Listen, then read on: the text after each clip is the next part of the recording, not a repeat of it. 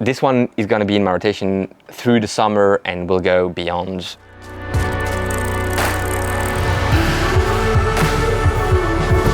Hey everyone, and welcome back on the channel. My name is Alex, and in today's video it's getting dark outside, so I need to rush it. At least I need to speak quite fast. We're reviewing the Asics Noosa Tri 14. We did the 13 back in November, October last year with Mary. You can go check that video here, upper right hand corner.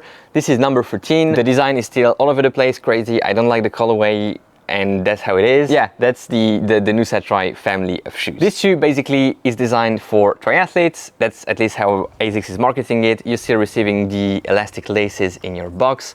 Quite nice, quite fun. So I think on the insole you even have the distances: 1.5, 40 kilometers ride, 10 kilometers run for the Olympic distance.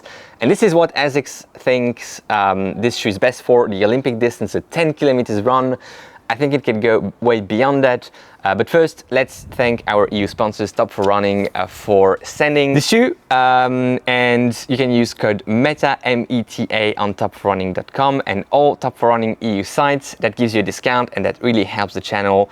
So thanks a lot for doing that. And you can also follow Meta Endurance on Instagram. 230 grams, just think about it, 230 grams in my size, US 11, EU 45. This is crazy lightweight, and it makes this shoe a very, very competitive shoe in terms of weight compared to even some racing shoes, carbon-plated racing shoes. So really, really interesting from that perspective. I know weight isn't everything, and you know, it's just one component. It feels super lightweight, super nimble on your feet, just like the Noosa Tri 13 did, but this is even lighter. And if you want to compare the metrics and stats between the 13 and the 14, just go on the Shoe Super Tool, metaendurance.com, and you can compare everything side by side. Stack height and drop: 26 millimeters in the heel, 21 in the forefoot. That's without the insole, Asics type of measuring. 5 millimeters drop. Really nice, working nicely for those mid-foot, forefoot strikers. Even if you're a heel striker, it works perfectly well, but it's quite an aggressive drop, and you can feel that you are really invited to push through the paces with that 5 millimeters drop. Flight foam, regular flight foam here, midsole on that shoe, 36 on the Euro-meter scale. You would think quite high. It is on the firmer side of things, and that helps with the stability because you don't have too much collapsing with this shoe.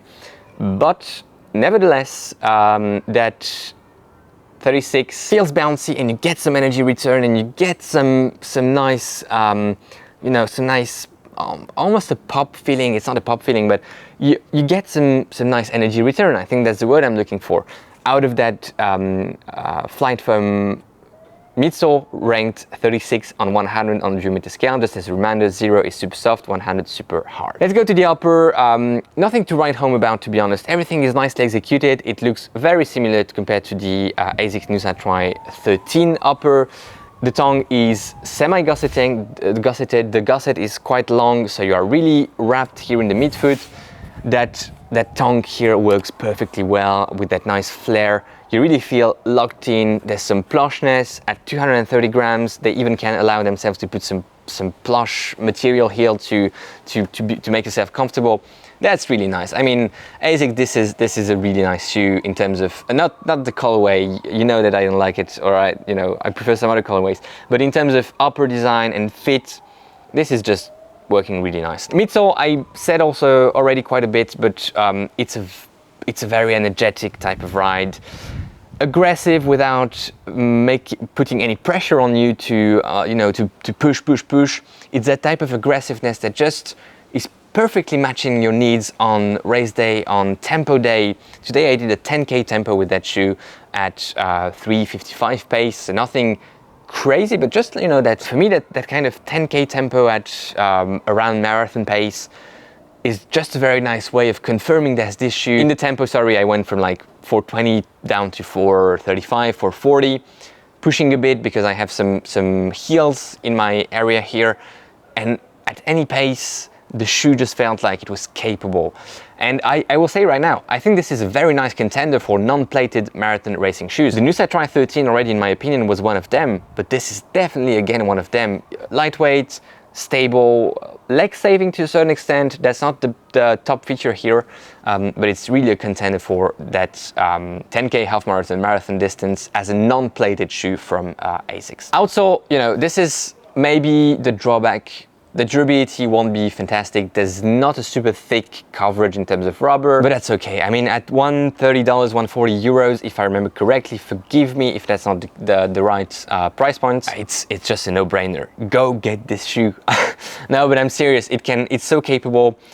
I wouldn't say it can go easy paces. Of course, it can go easy paces. It just feels better around that, you know, endurance plus tempo-ish realm of paces, where you can really feel that it's a different thing. It makes your feet work a bit more, but you need it as well. I mean, plated shoes are fantastic to save a bit your feet muscles, to save a bit your tendons, to save a bit your calves. That's fantastic. But here, you also need to train a bit your feet muscles, and that's the type of shoe you need to do it with.